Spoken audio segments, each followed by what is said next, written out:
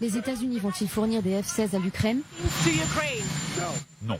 La réponse du président américain est sans équivoque. Les États-Unis refusent de fournir des avions de combat à l'Ukraine. Son homologue brésilien, Lula, qui recevait le chancelier allemand Olaf Scholz à Brasilia, est sur la même position. Le Brésil ne voit aucun intérêt à transmettre les munitions pour éviter qu'elles ne soient utilisées dans la guerre entre l'Ukraine et la Russie. Le président brésilien privilégie une solution négociée. Il estime utile de réunir un groupe de pays prêts à se mettre à la même table que la Russie et l'Ukraine. Il a également souligné le rôle de la Chine, qu'il juge fondamental pour trouver une issue à la guerre.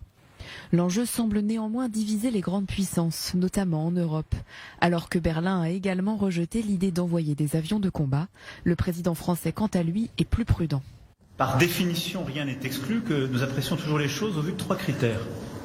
Le premier, c'est que ce soit demandé utile compte tenu des délais de formation de livraison pour l'armée ukrainienne.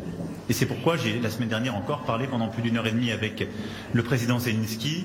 Demain, d'ailleurs, le ministre de la Défense se rendra à Paris, aura un échange avec son homologue, et je le recevrai moi-même.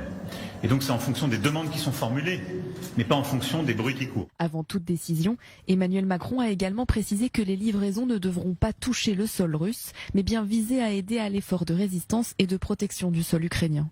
La semaine dernière, Berlin et Washington avaient annoncé l'envoi de chars à Kiev, franchissant un nouveau palier dans l'aide attribuée à l'Ukraine. Mais le président Volodymyr Zelensky réclame une assistance encore plus poussée, passant par la livraison de missiles à longue portée et d'avions de combat, alors que le premier anniversaire du conflit approche.